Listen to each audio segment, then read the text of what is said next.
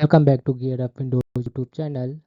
In this video, we will guide you on how to enable or disable wallpapers in Opera GX browser on Windows 11 or 10 PC.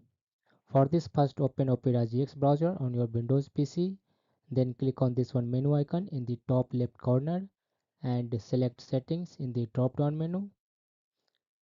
Under Opera GX settings, select this one Privacy and Security option in the left sidebar. On the right, under Privacy and Security section, click on Site Settings option.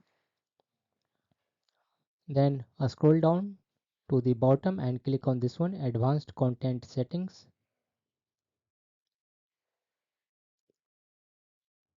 Then click on this one Performance option. Now scroll down to this one Wallpapers section. You will find Enable Wallpapers option. You can toggle on and toggle off this one Enable Wallpapers option to enable or disable wallpapers under Opera GX browser.